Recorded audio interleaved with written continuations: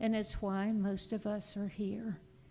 And we know that we can have that same deep connection within, that we can find that same God that Jesus talked about right here in our own hearts, and no matter what we call it.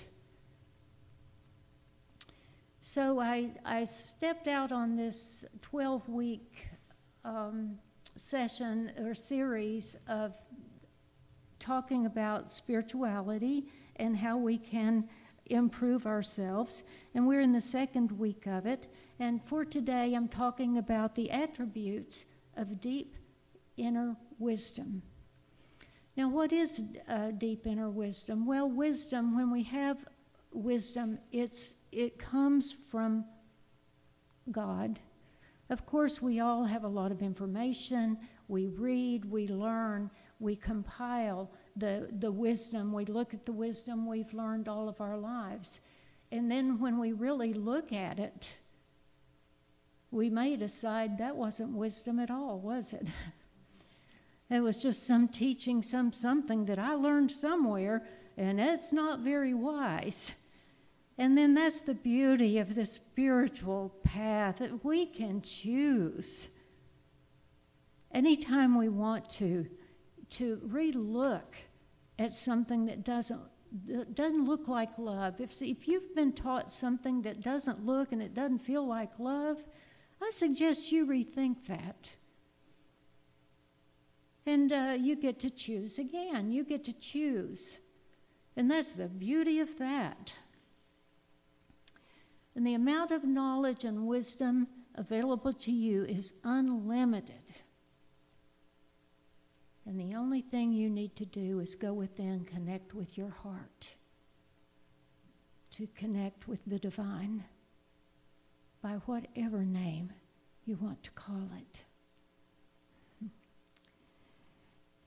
And when you become consciously aware of that wisdom that you have within you, and that you can choose to connect with that at any moment, you're already halfway there.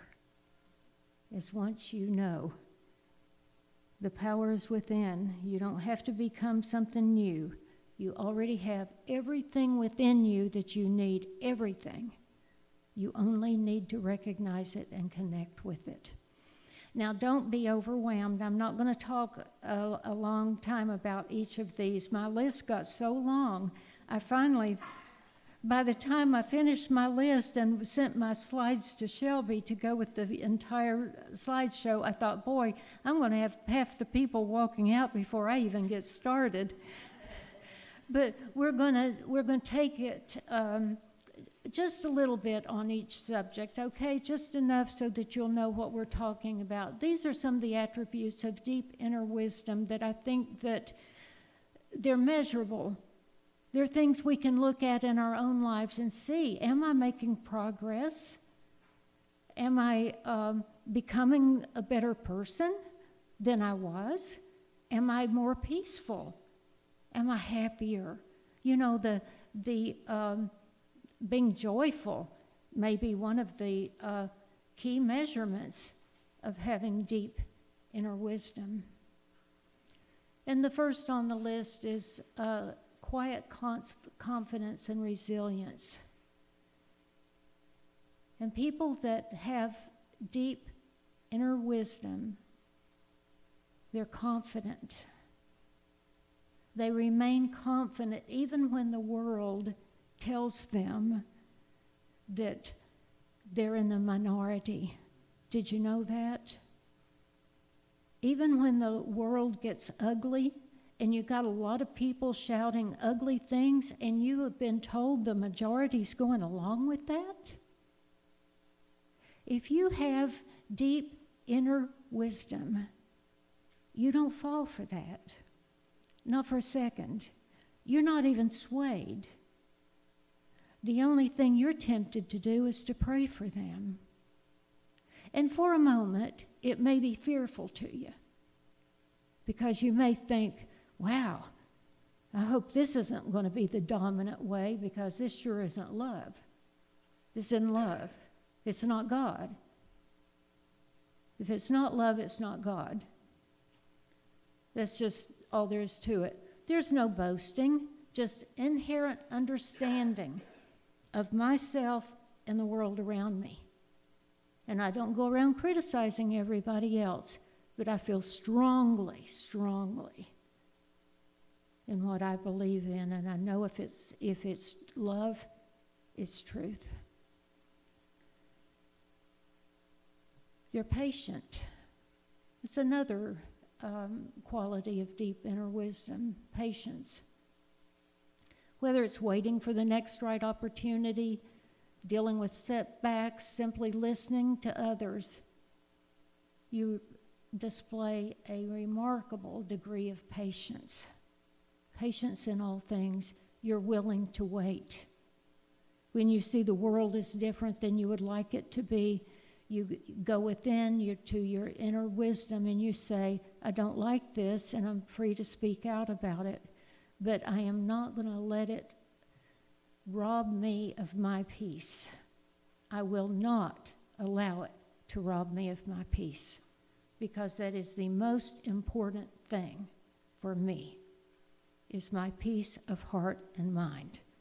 I will not allow some outside influence to rob that from me.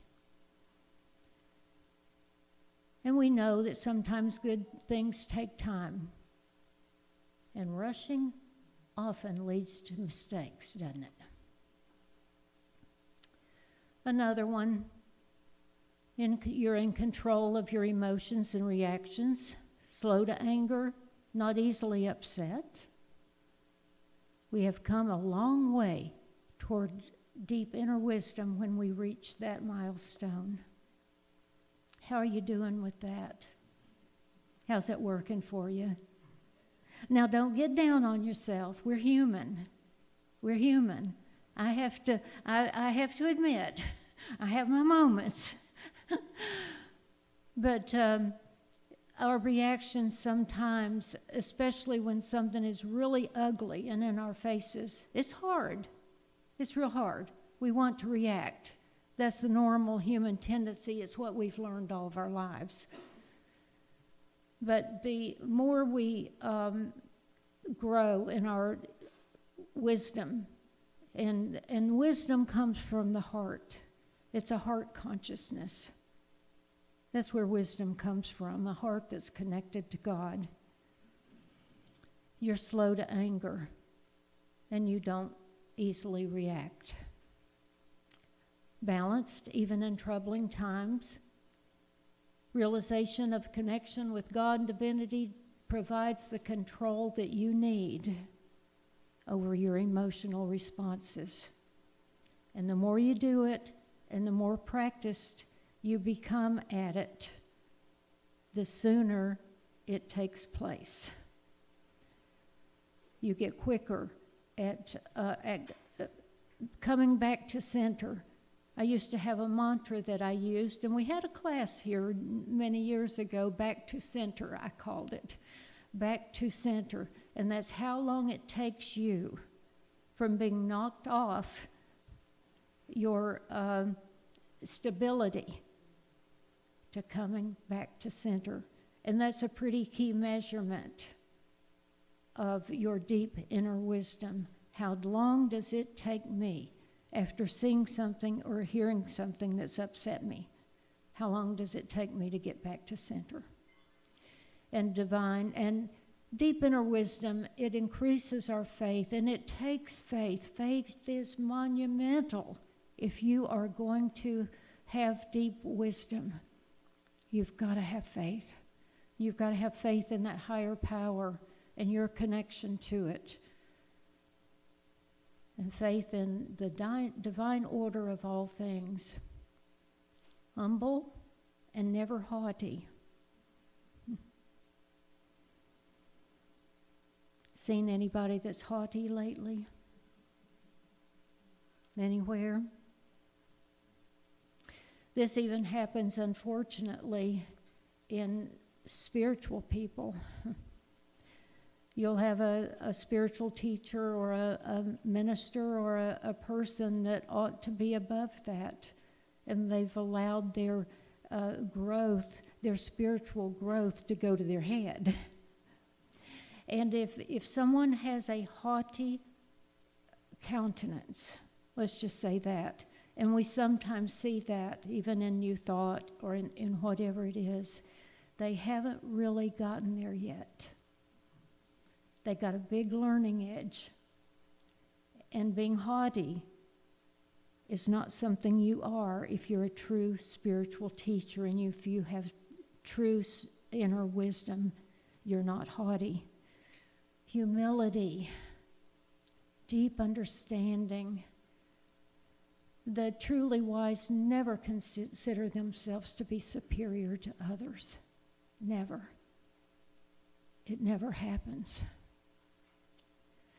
And then you're aware of your own personal tendencies and biases. We all have them, don't we? We all have them. And so if once you have worked, gone along the path with deep inner wisdom, and you feel like you are thousands of miles beyond where you were, then you will start to notice, and you'll be aware of the key to spiritual growth and maturity, and that's looking within at your words that you use, your thoughts, our tendencies and our biases, and we all have them, so that we can look clearly at each and every one of them and adopt only the truly loving and healthy ones. And another attribute of deep inner wisdom is kind, compassionate, and forgiving. So many times, all a person wants is just a gentle word. And when someone's down, we don't kick them. We don't lecture them. We don't give them harsh words or to respond in any other way except to offer our hand and our kindness in whatever way that can come.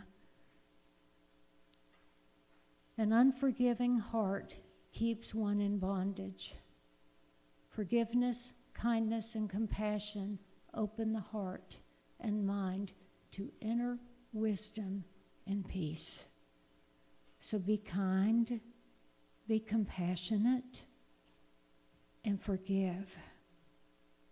Sometimes forgiveness takes a while. It can be something really hurtful, and it takes a while to work through that. But to truly forgive is the biggest gift you can give yourself. Open-minded. A closed-minded person, not willing to question their negative thoughts, judgments, and feelings, will not develop inner wisdom. It won't happen. It's just that simple. It won't happen. You've got to be open-minded and willing to see other ways of seeing and being. We must be willing to see things differently. And you know, I've told you so many times of how important it is to be flexible, right? Charles and I were just talking about that this morning, the flexible in body, mind, and spirit, how important that is. And one of the first things that I do when I get up in the morning, after I get up, yawn, and turn the coffee pot on, go to the bathroom, those essential things, I flex my body before I will reward myself with a cup of coffee, anything, my meditation time, anything else. The first thing I do is I do my flexing exercise. It doesn't take long, but I flex every muscle in my body. And I recognize that we have a responsibility for having been given these bodies to keep them healthy. And the more flexible you are in body, mind, and spirit, the easier your life will be. If it's of the body, you'll be healthier. You'll be stronger. And if it's of the mind, we want to be flexible. We don't want to be inflexible, do we? I remember when I was young, and I'm not going to tell you how old I am, okay? I keep that to myself. I decided last year, at my last birthday, I'm going to get a year younger every year. So I'll let you know in 10 years what my age is. My daughter, Sherry, I've already told her I'm going to catch up with her, or she's going to catch up with me. And then I'm going to surpass her going backwards unless she decides to do the same thing. But if we want to be if we want to live a healthy, whole life, we need to be flexible.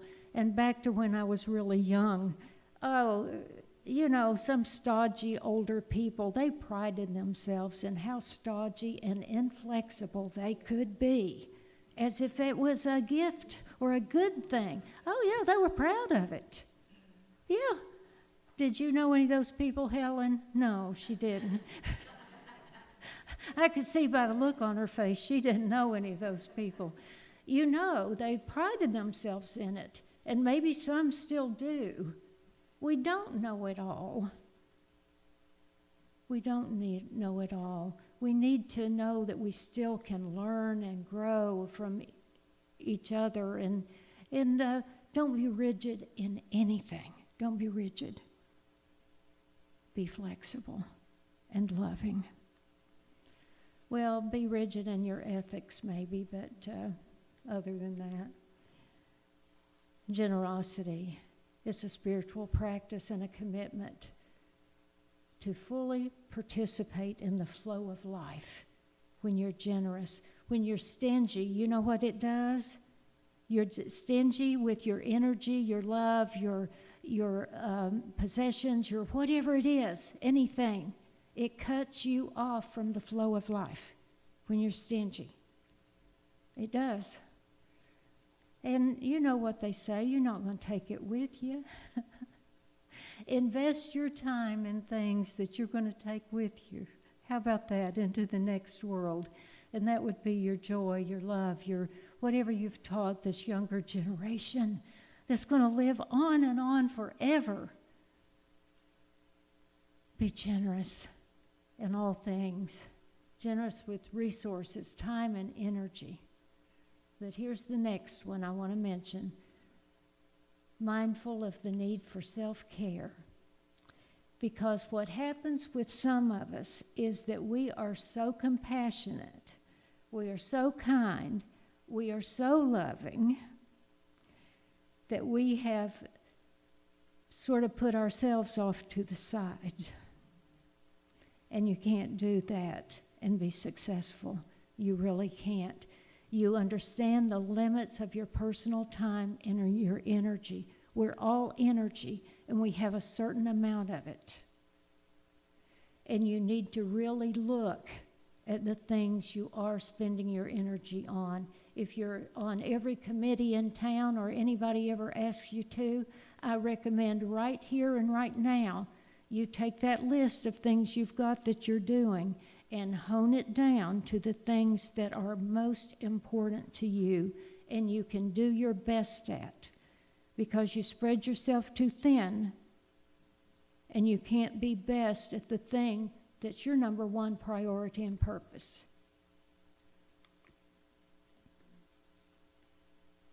And 12, grateful. Gratitude, gratitude, gratitude. You're grateful. When you smile, when you laugh, when you're joyful, it means that you are grateful for life. You're grateful for all you've been given. You express that gratitude often. I am grateful, grateful, grateful. And we all know, and I've talked about it how many times, that smiling releases those endorphins. Just the act of smiling, it releases endorphins into your system, and it'll make you feel better. Guaranteed. Whatever you've got going on right now, smile. It'll make you feel better. And that was my last one. Can you believe it? All these traits, I hope you'll think about them.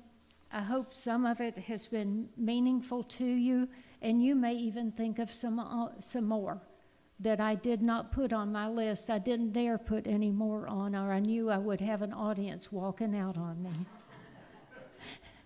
But so many of them overlap, we know that, don't we?